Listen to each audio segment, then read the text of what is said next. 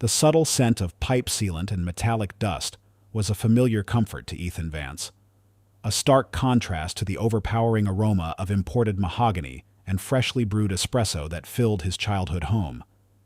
He spent his mornings not in hushed boardrooms or exclusive golf clubs, but crouched beneath corroded sinks, his hands, though calloused, moving with an almost surgical precision. He was the only son of Arthur Vance, a titan of the real estate world, a man whose name was synonymous with towering skyscrapers and sprawling luxury developments. Yet, Ethan had consciously chosen a path diametrically opposed to his birthright. He was a plumber, a craftsman of the unseen, a master of the mundane, yet utterly vital, arterial systems that flowed beneath every building. His apartment, located in a modest but well-maintained building several districts away from his family's sprawling estate, reflected his chosen lifestyle. It was cleaner than most, organized with a plumber's practical efficiency, but devoid of the opulence that defined the Vance name. There were no abstract art pieces or designer furniture. Instead, shelves were lined with neatly organized toolboxes, spare parts, and plumbing manuals. His evenings were a quiet affair. He often cooked for himself, simple, hearty meals, a grilled chicken breast, roasted vegetables, the antithesis of the Michelin-starred dining experiences his parents favored. He found a deep satisfaction in the tangible results of his labor, the hum of a newly repaired water heater, the silent flow of a cleared drain. It was a life lived by his own rules, free from the suffocating expectations of the Vance legacy. Ethan was accustomed to the raised eyebrows and thinly veiled condescension from his family and their social circle. A billionaire's son, opting to work with wrenches and clogged pipes. It was an absurdity to them, a peculiar rebellion against a destiny paved in gold. His father, Arthur, had long since given up trying to coerce him into the family business, settling instead for a strained politeness mixed with barely concealed disappointment. Yet, Ethan found a quiet dignity in his chosen profession, a sense of authentic value that wealth alone could not provide. One particularly sweltering Tuesday, Ethan was called to a job at the old Oak Haven Community Center. It was a relic from the 1950s, a hub of local activities for families with limited resources, now suffering from decades of underfunding and neglect. The call had come in as an emergency. A main water pipe in the building's basement had burst, threatening to flood the entire lower level, which housed the center's nascent after-school program. Most commercial plumbers would have balked at the job. It was messy, complex, and the center could barely afford the repair. But Ethan had taken the call without hesitation. He descended into the cramped, dimly lit basement, the air thick with humidity and the metallic tang of stagnant water. The pipe, a gnarled mess of corroded copper and rusted iron, had indeed ruptured, spewing water onto the concrete floor. It was a challenging repair, requiring a delicate touch and a deep understanding of outdated plumbing systems. Ethan worked tirelessly for hours, his body contorted into uncomfortable positions, his hands expertly manipulating tools in the cramped space. He barely noticed the grime, the sweat, or the aches that were beginning to set in. His focus was entirely on the problem, on the intricate dance of valves and fittings, on the precise application of heat and solder. As he was finishing the last weld, a small group of teenagers from the after-school program, curious and initially wary, ventured into the basement, drawn by the sounds of his work. They watched him, their faces a mixture of skepticism and fascination. Ethan, sensing their curiosity, paused, wiping sweat from his brow with the back of his gloved hand. Instead of shooing them away, he engaged them. "See this here?" he asked, pointing to a section of pipe. "This is a compression fitting. It's what connects two pipes without needing a weld. Good for quick fixes." He picked up a wrench. "And this little guy? This is your best friend when you've got a leaky faucet." He explained the basics of water pressure, the flow of liquid, the simple mechanics behind the seemingly complex system that ran beneath their everyday lives. He showed them how to identify common issues, how to turn off a main water valve, even how to unblock a simple drain. His explanations were clear, practical, and delivered without a hint of condescension. He answered their questions patiently, encouraging their curiosity. He even let one of the older boys try a simple wrench turn under his supervision. This was Ethan's save the cat moment. Not a grand, heroic gesture, but a quiet act of kindness and genuine desire to empower others. He wasn't seeking recognition, he was simply sharing knowledge, driven by an innate sense of responsibility and a belief in the dignity of practical skills. The teenagers, initially aloof, listened intently, a newfound respect dawning in their eyes. For a few moments, the future billionaire was simply a plumber, sharing his craft with a group of curious kids. As he packed up his tools, a small faded scar on the thumb of his right hand caught the light. It was a thin, almost invisible line, a relic from his early teens. Back then, frustrated by the complexities of a broken-down vintage car his father had bought as a display piece, a car no one bothered to actually understand or fix, Ethan had retreated to the sprawling estate's garage. While his father commissioned mechanics and engineers to tinker with it, Ethan, driven by a quiet mechanical curiosity, had spent weeks in secret, poring over old diagrams, experimenting with greasy parts.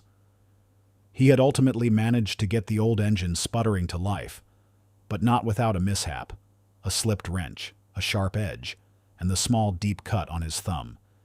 He'd never told his parents. They would have seen it as further proof of his oddity, a messy foray into something beneath him. But for Ethan, that tiny scar was a private badge of honor, a reminder of his innate mechanical aptitude and his natural talent for practical problem-solving. Skills that his family, obsessed with high finance and grand architectural visions, had never truly noticed or valued. It was a seed of a hidden truth about Ethan, a quiet foreshadowing of the profound impact these lowly skills would eventually have. He drove home, the late afternoon sun casting long shadows. The city, a glittering mosaic of glass and steel, rose around him, dominated by the imposing structures that bore his family's name. He passed the colossal new skyscraper, the Vance Tower, a gleaming monument to his father's ambition, now nearing completion. He felt a strange mixture of pride and detachment. He was a part of this world, yet fundamentally apart from it, a man of practical skills in a dynasty built on abstract wealth. He knew, however, that the tranquil rhythm of his quiet life was about to be irrevocably disrupted by the very edifice his family had built, and by the deep-seated prejudices they held against his chosen path.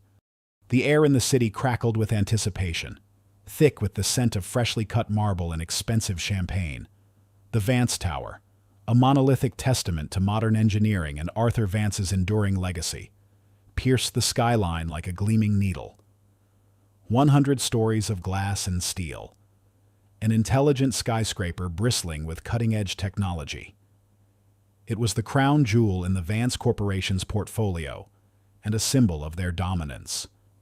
For Ethan, despite his detachment from the family business, the tower held a strange, almost familial significance.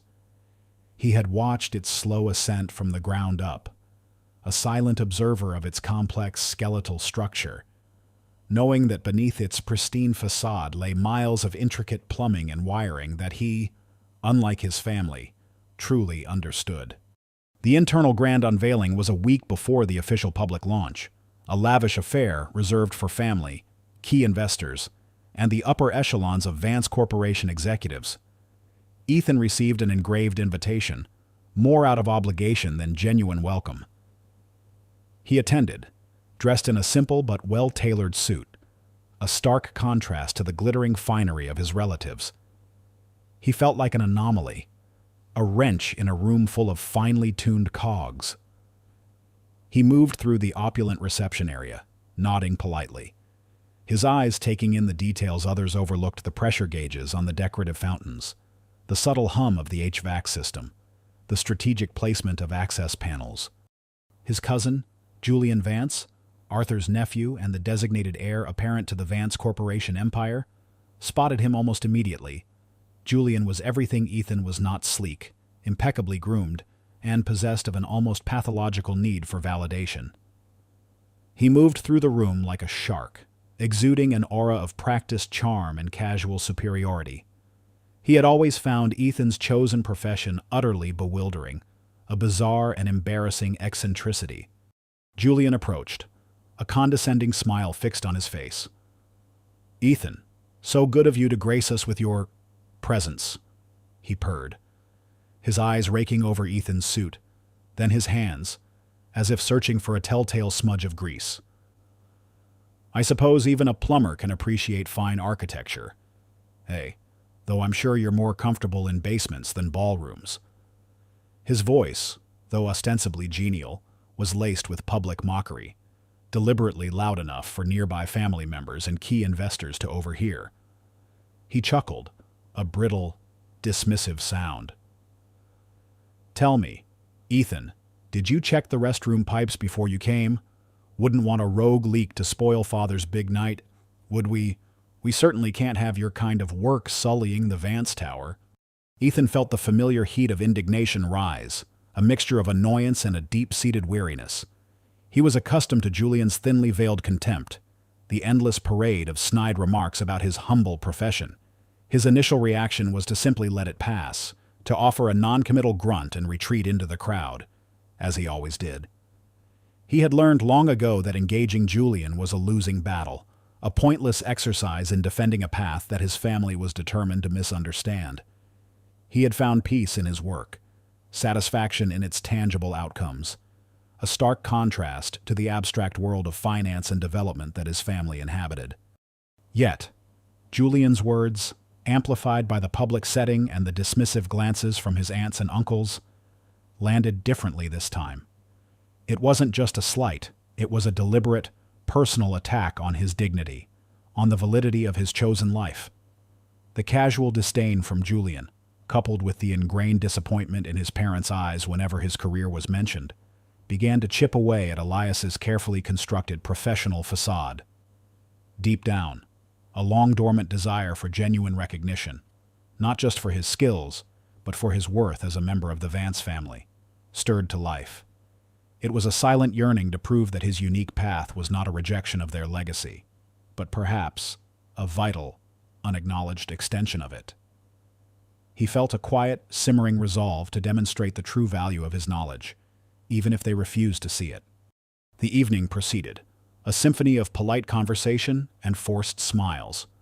Then, just as Arthur Vance was preparing to deliver his keynote address from the VIP lounge on the 50th floor, a murmur spread through the opulent space.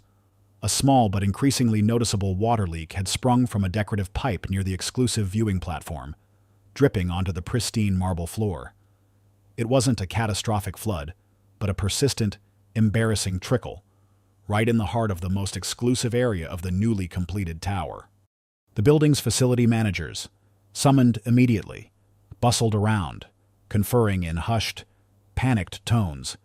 Julian, eager to assert his authority, barked orders into his earpiece.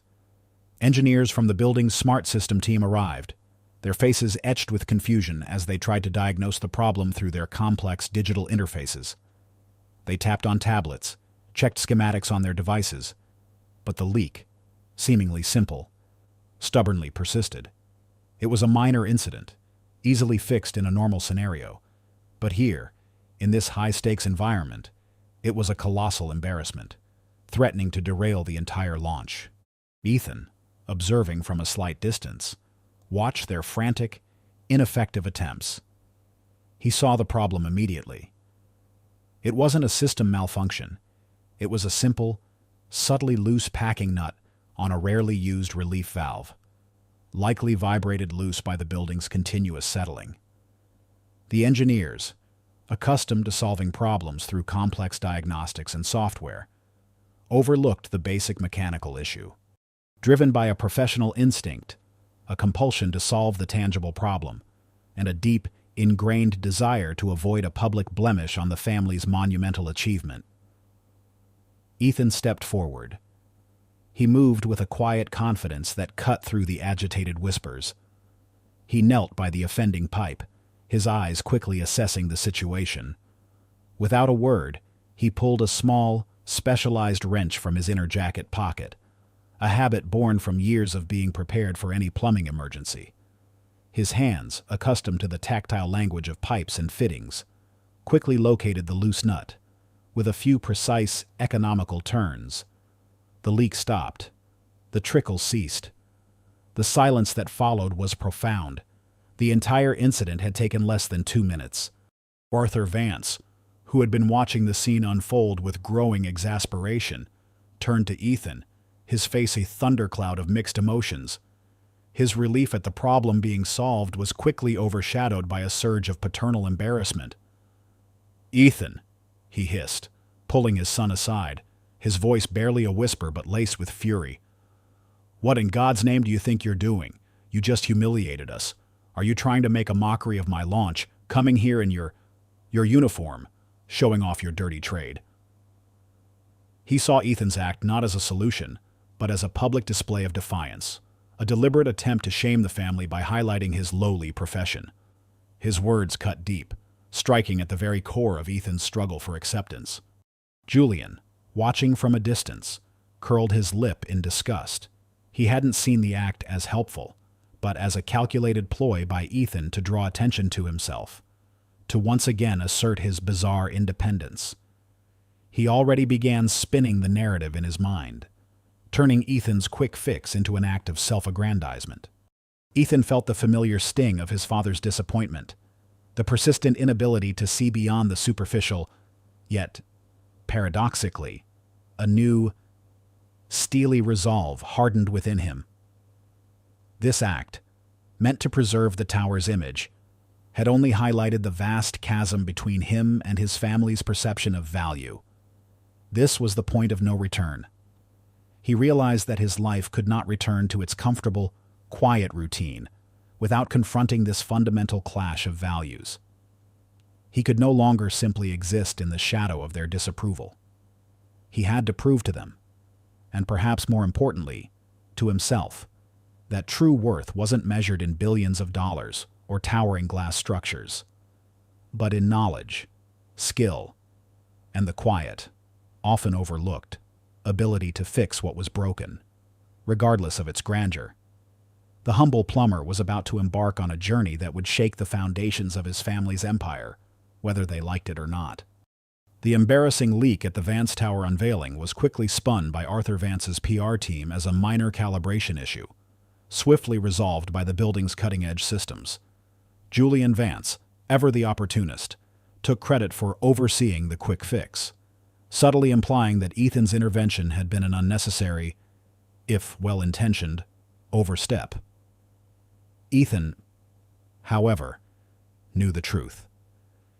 He also knew that the underlying problem of his family's dismissive attitude remained, a persistent drip in the foundation of their relationship. The public humiliation, while painful, only solidified his resolve to prove the true, invaluable nature of his skills. In the weeks that followed, a series of seemingly innocuous, yet increasingly frustrating, infrastructure issues began to plague the Vance Tower. First, it was inexplicable water pressure fluctuations on the upper floors, causing faucets to sputter and showers to barely trickle. Then, odd, localized clogs appeared in various drainage systems, not consistent with typical usage. Finally, minor electrical glitches, flickering lights, and intermittent power surges began to crop up in seemingly random sections of the building. The Vance Corporation's in-house engineering team, highly proficient in smart building technology and digital diagnostics, found themselves baffled.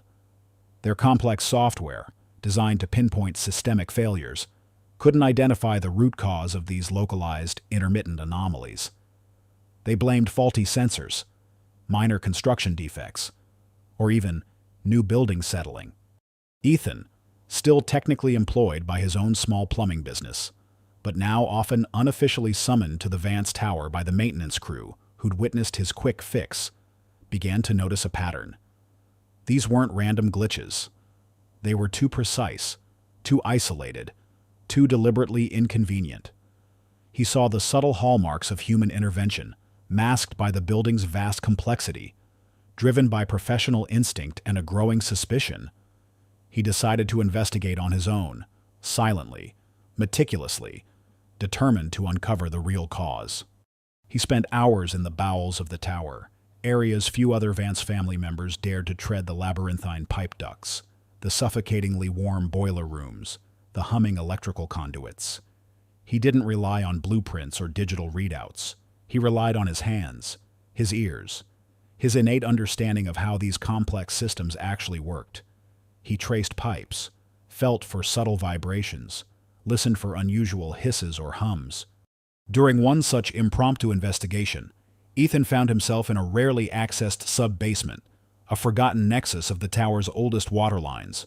He was examining a complex array of old gate valves, relics from an earlier phase of the building's construction, when he noticed a slight, almost imperceptible looseness in a pressure relief valve that looked like it had been tampered with and then resecured. He reached out, his calloused fingers brushing against the cold, metal surface. As his hand made contact, a peculiar sensation washed over him. It wasn't just the cold, hard reality of the valve. It was a sudden, almost overwhelming surge of sensory data. He felt the rush of water flowing through the pipes, the subtle pressure changes, the minute vibrations of the entire system as if it were an extension of his own body. He could almost see the currents, visualize the pressure points, pinpointing areas of abnormal resistance or intentional constriction. It was a complete intuitive understanding of the building's internal anatomy. From its deepest foundations to its highest spires, he understood, in a visceral, undeniable way, how the water flowed, how the air circulated, how the electricity coursed through every circuit. He saw the vulnerabilities, the choke points, the precise locations where a subtle manipulation could wreak havoc. He didn't just understand the theory of plumbing, he understood the soul of the system. His mind, usually so focused on the practical, now visualized the entire tower as a living, breathing entity, its pipes and wires like veins and nerves. This was Ethan's involuntary unveiling. He hadn't intended to display a hidden talent. He was simply engaging with the problem on an intuitive level. But in that moment, his innate mechanical genius, long dismissed as a mere blue-collar hobby, burst forth with astonishing clarity. He possessed a rare, almost synesthetic ability to perceive the inner workings of complex systems, a talent far beyond mere technical knowledge. Unbeknownst to Ethan, Mr. Smith, the Vance Corporation's long-serving head of maintenance, had quietly followed him down to the sub-basement. Mr. Smith was a pragmatic man, a veteran of the trades, who had seen countless engineers come and go, always relying on their fancy gadgets while overlooking the simple truths. He had watched Ethan work during the leak incident, recognizing the quiet competence that Julian and Arthur Vance dismissed. He had developed a quiet respect for Ethan, a respect born of shared understanding of tangible work. He saw Ethan's intense focus, the almost trance-like quality of his concentration as he touched the valve. He watched as Ethan's eyes suddenly widened, a flicker of profound insight crossing his face. Mr. Smith, himself a master of practical observation, intuitively understood that he was witnessing something extraordinary, far beyond the scope of traditional plumbing expertise. He began to see Ethan not as the billionaire's eccentric son, but as a genuine prodigy, a man who truly spoke the language of the building. At the same time, Julian Vance, ever suspicious of Ethan, had also made his way down to the sub-basement, hoping to catch Ethan meddling, or confirm his suspicion that Ethan was secretly causing the problems to make himself look good. He arrived just as Ethan was pulling his hand away from the valve, a look of profound realization on his face. Julian didn't understand the depth of Ethan's perception, only that Ethan seemed to solve problems that baffled his highly paid engineers. The sight of Ethan, grimy and focused, in the belly of the building, once again seemingly understanding its secrets, ignited a fresh surge of jealousy and fear. He saw Ethan as a direct threat to his carefully cultivated image as the future leader, a man capable of outshining him even in his own domain. He resented Ethan's intuitive grasp of mechanics, a stark contrast to his own reliance on abstract managerial skills. After Ethan pinpointed several other subtly manipulated valves and wires throughout the building, seemingly random points of failure that, when viewed through his unique lens, formed a chillingly deliberate pattern, Julian decided to act. He confronted his father, Arthur Vance, in his opulent top-floor office, his voice laced with feigned concern. "Father," Julian began, his tone grave, "I'm worried about Ethan. He's been lurking in the basements, touching pipes, making odd claims about sabotage. I think he's trying to manufacture problems to make himself look indispensable. Or worse, he's becoming unstable. It's an embarrassment to the family name, and it's putting the entire tower at risk." He subtly omitted the fact that Ethan had actually fixed several problems, spinning it to sound like Ethan was the source of the chaos. He then launched into a tirade, suggesting Ethan was a liability, a loose cannon who needed to be reined in.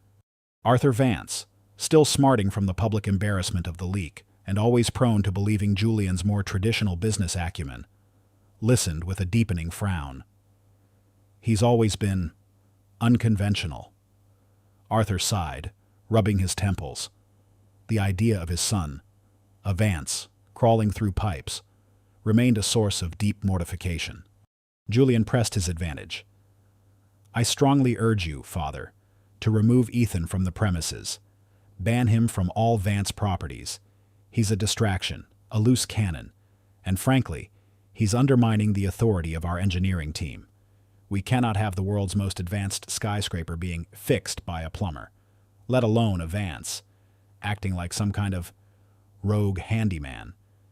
His goal was clear: to sever Ethan's connection to the company entirely, to eliminate any chance of him eclipsing Julian or threatening his succession. He wanted Ethan back in his humble apartment, far away from anything that mattered. Arthur Vance, swayed by Julian's arguments and his own ingrained prejudice against manual labor, nodded slowly. The decision was made. Ethan was to be quietly, but firmly, cut off. The stage was set, not just for a clash of wills, but for a dramatic confrontation between the arrogance of inherited wealth and the undeniable power of authentic skill. Ethan, now fully aware of the insidious intent behind the seemingly random glitches, knew he had to race against a new, unseen enemy, the very family he was trying to save. The order came down quietly, a subtle directive from Arthur Vance himself. Ethan was to be discreetly phased out, his access revoked, his presence at Vance Tower no longer welcome. Julian, having successfully planted the seeds of suspicion, reveled in his small victory, believing he had neutralized the plumber problem.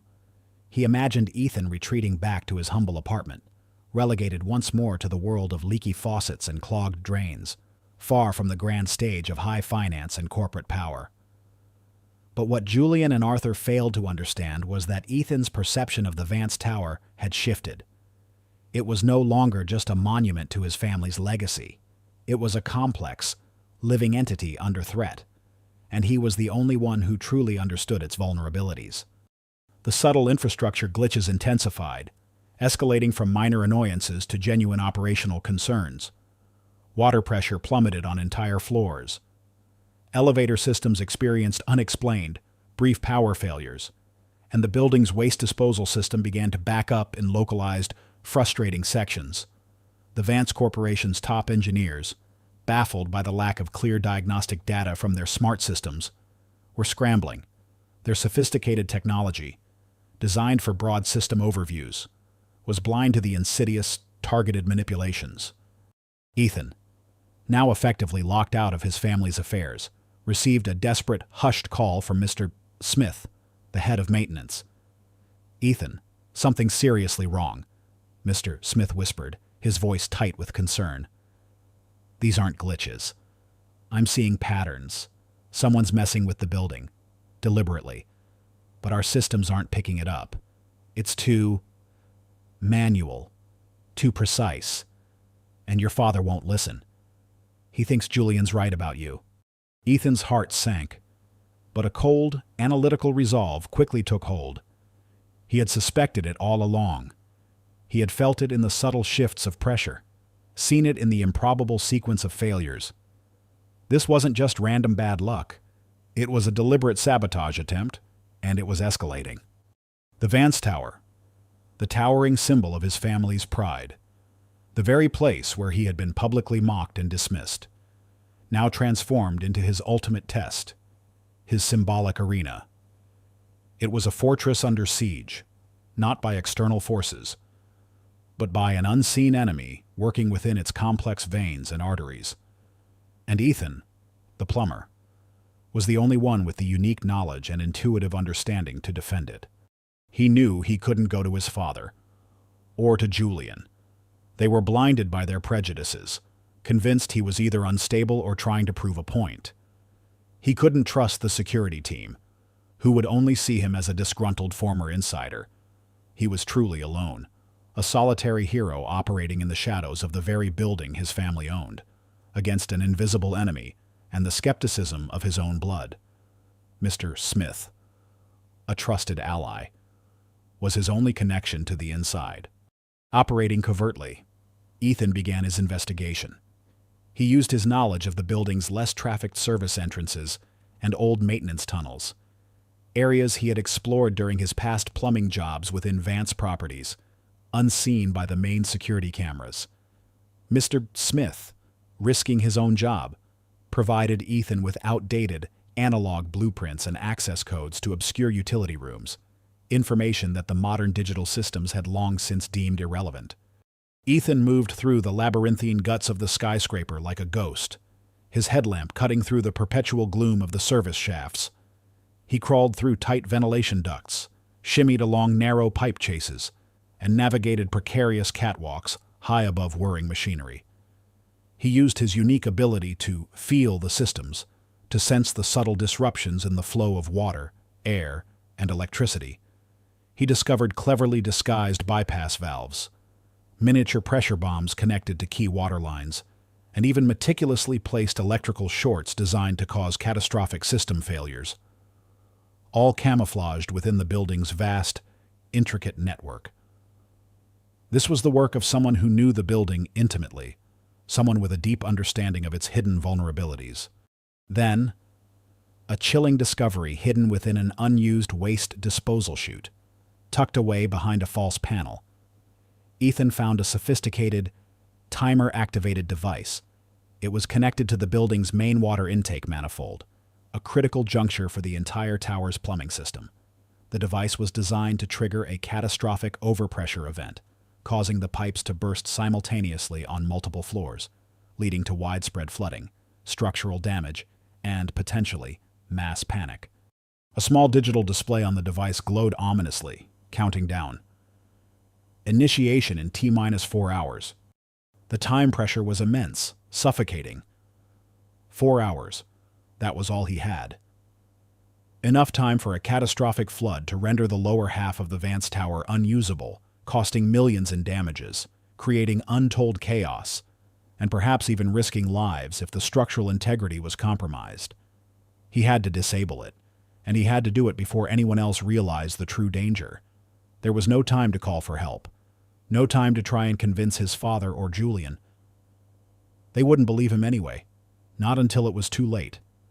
He was alone in this, the fate of the tower, and potentially the Vance Corporation, resting entirely on his shoulders. He felt the cold sweat trickle down his back, but his mind was sharp, focused, driven by a primal need to protect what was his, to prove his worth in the face of genuine, immediate peril. The hum of the building around him, once a comforting rhythm, now felt like a ticking time bomb. The digital display on the sabotage device glowed with an unnerving precision. T-035812. 4 hours.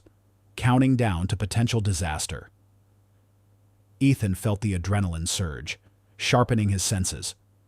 He knew he was the only one who could stop this, armed with knowledge his family had dismissed as trivial. The fate of Vance Tower, a monument to their name, rested entirely in his calloused hands. He had located the device in a hidden alcove within the main water intake manifold, a complex network of colossal pipes and valves that regulated the building's entire water supply. It was a masterfully disguised bomb, not designed for explosive force, but to trigger a massive hydraulic surge that would rip through the pipes, causing a catastrophic flood and structural damage. The saboteur, clearly someone with intimate knowledge of the building's infrastructure, had chosen their target with chilling expertise. Ethan moved with a plumber's innate grace, a ballet of calculated risk and intimate knowledge. He squeezed through narrow pipes, his shoulders scraping against the cold, grimy metal, his headlamp casting a flickering beam through the suffocating darkness. He shimmied down a vertical shaft, relying on friction and sheer upper body strength, ignoring the protests of his muscles. He bypassed motion sensors by anticipating their blind spots, a skill honed by years of navigating cluttered basements and crawl spaces.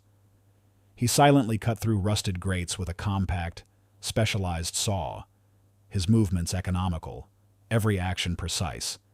He could feel the building around him, the subtle shifts in pressure as water moved, the faint hum of distant machinery, his unique ability to visualize the flow, to sense the entire plumbing system as a living network, allowed him to move with an almost prescient awareness, anticipating obstacles and pinpointing vulnerabilities.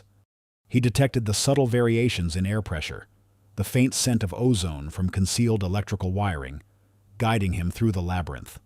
He reached the manifold, the air thick with the metallic tang of water and the faint, chemical smell of the device. It was a compact, highly sophisticated mechanism, securely bolted to the main intake pipe. Wires snaked from it, connecting to pressure sensors and a series of explosive charges meticulously placed along critical pipe junctions. The countdown was relentless, T-minus 03:21:05. Ethan's eyes, trained to find anomalies, immediately noticed the subtle gleam of a tiny, almost invisible wire embedded in the device's housing. It was a tripwire, connected to a secondary explosive charge, clearly designed to detonate if anyone attempted to disarm the primary mechanism conventionally. The saboteur had anticipated a professional, but not his kind of professional. They expected a security expert to cut wires, or an engineer to try and override the system electronically. But Ethan knew the language of water pressure, the physics of fluid dynamics. He knew its true weak point. He saw the solution, not in cutting wires, but in manipulating the flow. He knew that rapidly changing the pressure in the manifold could destabilize the device's internal trigger mechanism. But it was a risky maneuver. A miscalculation could activate it. He needed to create a precise, controlled pressure fluctuation, just enough to disarm the device without triggering a full rupture. He located an old, rarely used bypass valve, a relic from the building's initial construction, far from the main control panel. It was stiff, almost seized with rust. But Ethan knew its purpose. He would have to manually open it, then close it with exact timing. He began working on the corroded bypass valve, his muscles straining against the resistant metal. His hands moved with a blur of practiced efficiency, applying specialized lubricant, then using a heavy wrench, his knuckles scraping against the rough concrete wall. The countdown continued, a silent, mocking testament to his dwindling time, T-minus 02:45:30. Meanwhile, above him, Julian Vance was in Arthur's opulent office, fuming. "Father, this is ridiculous. Ethan is probably down there right now, tinkering with something else, trying to cause more problems to make himself look good. This sabotage is just a figment of his imagination." He was convinced Ethan was the instigator, a desperate ploy to gain relevance. Arthur, though troubled by the escalating glitches, was still swayed by Julian's insistent arguments and his own ingrained prejudices. He had already alerted the building's private security force, ordering them to find and apprehend Ethan, convinced his son was unstable and a threat to the building's integrity. The moment of breathless suspense, Ethan finally managed to free the bypass valve, its ancient gears groaning in protest. He watched the timer, T-minus 00:03:10. He had seconds. He took a deep breath, his hands steady despite the tremor in his chest. He slowly turned the valve, feeling the subtle shift in pressure through the pipe. He heard the faint hiss of water diverting, a high-pitched whine from the device. He had to be perfect. One wrong move, and the entire system would explode. Suddenly, heavy footsteps thundered above him. Flashlights cut through the darkness of the service tunnel. Ethan Vance, halt. You are in restricted territory. It was the building's private security team, led by Julian Vance, who strode forward, his face a mask of furious determination. Arthur Vance was right behind him, his face a mixture of anger and desperate confusion.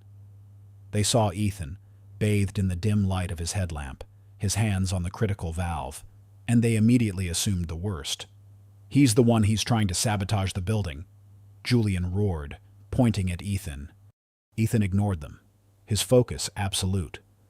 He felt the critical moment, the precise shift in the device's internal mechanism.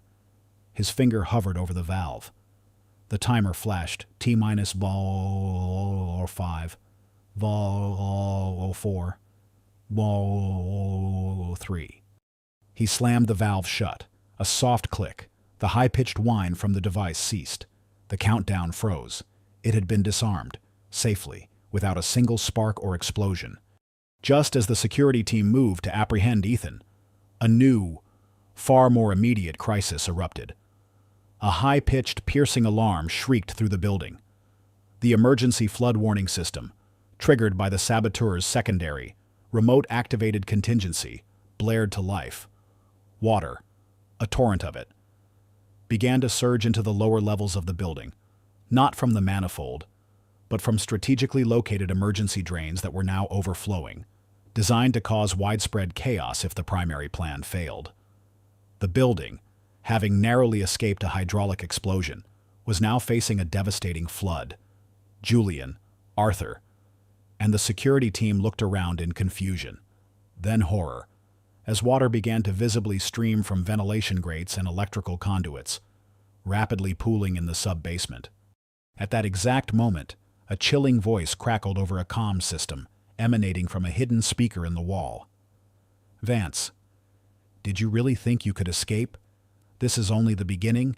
Enjoy your flooded empire. The voice belonged to Marcus Thorne, a disgruntled former business rival of Arthur Vance, whose company had been ruthlessly acquired years ago. He had been watching, waiting, orchestrating this revenge from afar. His plan, to bankrupt Vance Corporation and ruin Arthur's legacy, had almost succeeded. The reactions of the witnesses Julian and Arthur Vance, along with the entire security team, stood frozen, their faces pale with shock. They watched in stunned silence as Ethan, instead of celebrating his victory, immediately sprang into action. He didn't gloat, he didn't explain, he simply acted. He quickly located a series of emergency shut-off valves for the overflowing drains, their locations known only to a handful of maintenance personnel. His hands moved with lightning speed, turning, twisting, closing the floodgates. Within minutes, the deluge slowed, then stopped. The emergency alarms, after a few sputtering blares, finally fell silent. The silence that followed was profound, heavy with the weight of revelation. Julian's jaw dropped. He looked from the now silent drains to Ethan, his eyes wide with a mixture of profound shock and dawning horror. The arrogant smirk, the disdain, vanished from his face, replaced by a look of sheer, unadulterated awe. He had just witnessed Ethan, the plumber, disarm a bomb and stop a flood, all while being accused of causing the very chaos he averted. His father, Arthur Vance, stood equally stunned, his face a complex canvas of fear, relief, and an overwhelming, undeniable wave of pride. His son, whom he had dismissed, had just saved his life's work, the very symbol of his empire. The security team, who had been poised to arrest Ethan, now stood with their weapons lowered, their faces reflecting awe and respect. The collective realization was palpable. Ethan Vance was not a rogue handyman. He was the unsung hero, a quiet genius whose knowledge of the building's dirty inner workings had saved them all. The social validation, once denied, now flowed freely, an undeniable acknowledgement of his true worth, The following days at Vance Tower were a blur of investigations, damage assessment, and the profound, almost palpable shift in the building's atmosphere. The lower levels, though soaked, were quickly drained and decontaminated, thanks to Ethan's swift intervention. The recorded confession from Marcus Thorne, the disgruntled former rival, who had been apprehended attempting to flee the country, left no doubt about the calculated nature of the sabotage. Thorne's bitterness had festered for years, his financial ruin at Arthur Vance's hands twisting into a vengeful obsession. He had painstakingly studied the Vance Tower's blueprints, identifying its hidden vulnerabilities, and methodically planted the devices over months, disguising his efforts as legitimate vendor inspections. His intricate plan, designed to inflict maximum financial and reputational damage on the Vance Corporation, had been minutes, mere seconds, from catastrophic success. Now, Marcus Thorne faced a litany of severe criminal charges, his life utterly shattered, his revenge consuming him instead. He had lost everything, his freedom and his future. In the wake of the crisis, the Vance family underwent its own, no less significant, internal transformation. Julian Vance, his face still pale with shock and lingering humiliation, sought out Ethan in the quiet aftermath. He found Ethan supervising the final checks on the restored water systems in the sub-basement, his hands still covered in grease, but his eyes clear and resolute. "Ethan," Julian began, his voice uncharacteristically tentative, devoid of its usual arrogant edge. He fidgeted, his gaze sweeping around the utilitarian space, a stark contrast to his usual opulent surroundings. I owe you an apology, a profound one." He took a deep breath. "I was a fool. I was arrogant, jealous. I let my own insecurities blind me to your real worth, to your actual skills. I thought you were just a novelty, an embarrassment. I thought you were trying to undermine me, when all along, you were trying to save us all." He extended a hand, no longer with a sneer, but with genuine humility. "You saved me, Ethan. You saved Father's legacy. You saved this company. And I was wrong about everything." Ethan looked at his cousin's outstretched hand, then into his eyes. He saw genuine remorse there, a raw vulnerability that Julian had never before shown. The shift was undeniable. Ethan clasped Julian's hand, a firm, no-nonsense grip. "We all make mistakes, Julian. What matters is what we do after them." Julian's eyes brightened with a flicker of hope. "Then let me make it right. I want to learn. I want to understand what you understand. I want to work with you, under you. If that's what it takes, teach me, Ethan. Teach me to see what you see." It was a remarkable admission, a complete surrender of his former pride, signifying a true and lasting change in his perspective. He was no longer a rival, but a genuine ally, eager to learn. Arthur Vance, Ethan's father, made his own amends, a quieter, more profound reconciliation. He found Ethan in his apartment a few days later, sitting on the simple couch, Buster snoring contentedly at his feet. Arthur, usually a man of grand pronouncements, entered hesitantly, his shoulders slumped. He looked around the modest living space, truly seeing it for the first time, not as a rejection of his wealth, but as a reflection of his son's integrity. "Son," Arthur began, his voice thick with uncharacteristic emotion, I have failed you. I allowed my pride, my own narrow vision of what success looks like, to blind me. I judged your path, your work, instead of appreciating the extraordinary talent and integrity it took to pursue it."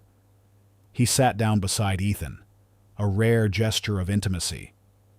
"You are more than a plumber, Ethan. You are a builder. You build trust, you build safety, and you build solutions where others only see problems. You saved everything. My legacy. Yes, but more importantly, you saved lives. You made me truly proud."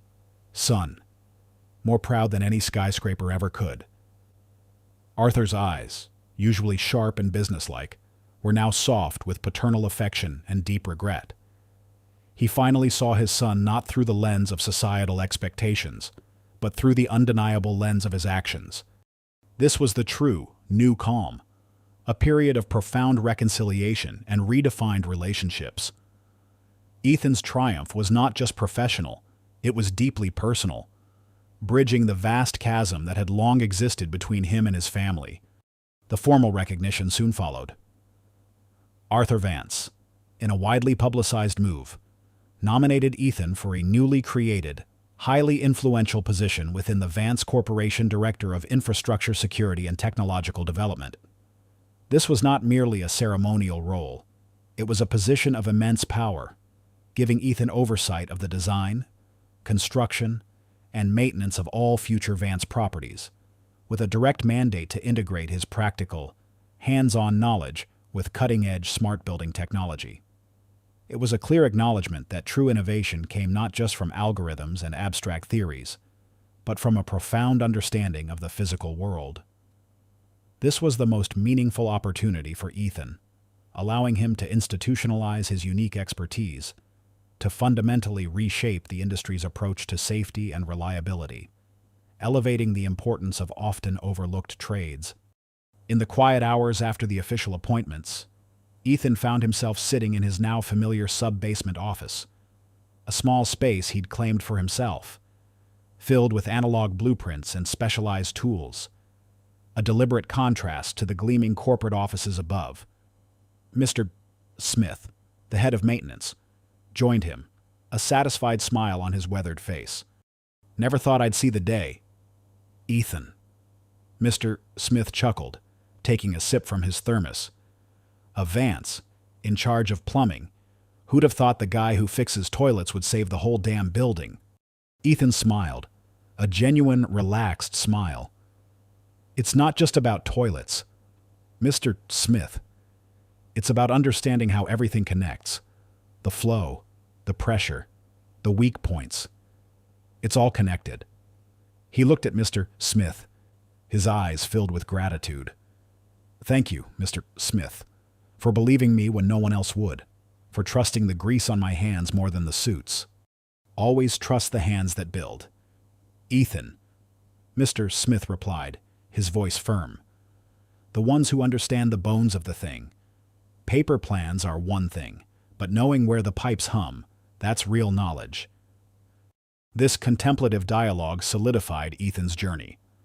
He recognized that his value wasn't in rejecting his family, but in bringing his unique, grounded perspective to their grand vision. He had learned that true strength lay not in avoiding challenges, but in meeting them with authentic skill, regardless of the perception. He had found his place, a bridge between two worlds, and in doing so, had finally found a profound inner peace. He was no longer just the billionaire's son who worked as a plumber. He was the master architect of integrity, a testament to the undeniable power of humility and practical expertise. 2 years later, the panoramic view from the top floor of Vance Tower was breathtaking. Sunlight glinted off the glass facades of surrounding skyscrapers, and the city hummed with the ceaseless rhythm of life below. Ethan Vance, now the Director of Infrastructure Security and Technological Development for Vance Corporation, stood by the floor-to-ceiling windows of what was once his father's office, now redesigned to reflect his own practical aesthetic. The air smelled not of expensive cologne, but faintly of ozone and clean metal, the subtle scent of a perfectly functioning, hyper-efficient building. Vance Tower, once nearly brought to its knees by an act of sabotage, had become a global benchmark for smart building design and unparalleled safety, a direct result of Ethan's visionary leadership. Under his guidance, the Vance Corporation's new projects weren't just about grandeur, they were about resilience, efficiency, and human-centric design. Ethan had seamlessly integrated his deep understanding of plumbing, electrical systems, and structural mechanics with cutting-edge AI and sensor technology. He ensured that every new building had accessible, intuitive emergency overrides and redundant systems, designed not just by algorithms, but by the practical knowledge gleaned from countless hours spent in the guts of real buildings. He had found a profound balance between the Vance family's legacy of ambition and his own passion for tangible, foundational excellence. He had also built a personal life equally balanced. He had recently married Clara, an architect who shared his passion for sustainable, functional design, and their home was a vibrant space, filled with laughter and the quiet joy of shared purpose, a stark contrast to his earlier solitude. Ethan's influence extended far beyond the Vance Corporation. He was now a respected figure across the industry, often invited to speak at international conferences on urban infrastructure and smart city development. But his most cherished work remained deeply rooted in his personal values. He had founded the Hands-on Futures Scholarship Program, a robust initiative that provided full scholarships and apprenticeships for young individuals aspiring to enter skilled trades: plumbing, electrical work, carpentry, HVAC technology, and more.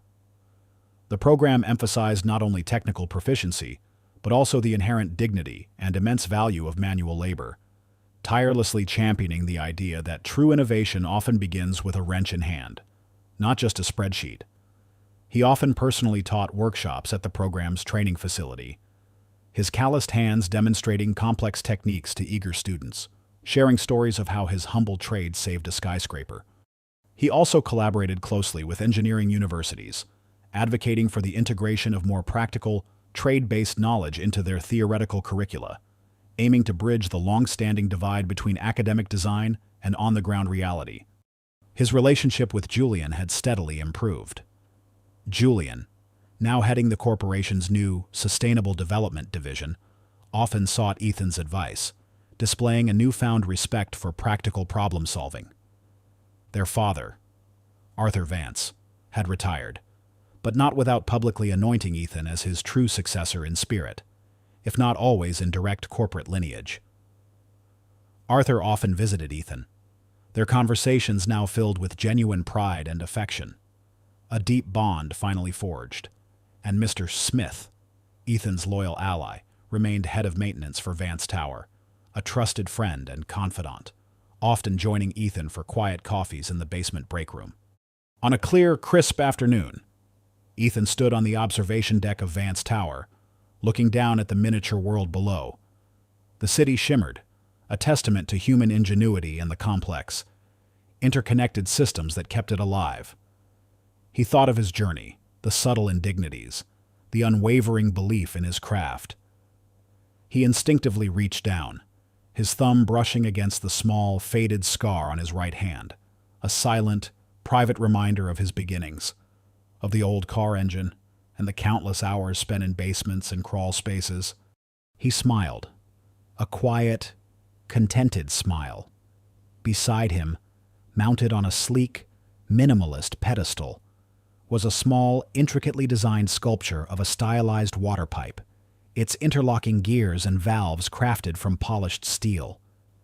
It wasn't a monument to a billionaire, but a subtle, powerful symbol of the unseen network that sustained the grand edifice around them, a quiet tribute to the unsung heroes of infrastructure. It was his subtle nod to his origins, a permanent reminder of where true strength and true value could be found. Ethan Vance, the billionaire's son who had chosen the path of a plumber, had not only saved his family's empire, but had also redefined what it meant to build, to lead, and to truly connect with the world. One pipe, one problem, one quiet act of expertise at a time. If this story stirred your heart, if it reminds you that courage can alter destinies and that light always finds a path even in the deepest darkness, please leave a comment. Share this story with those who need inspiration. Like, subscribe, and hit the bell to never miss our upcoming stories.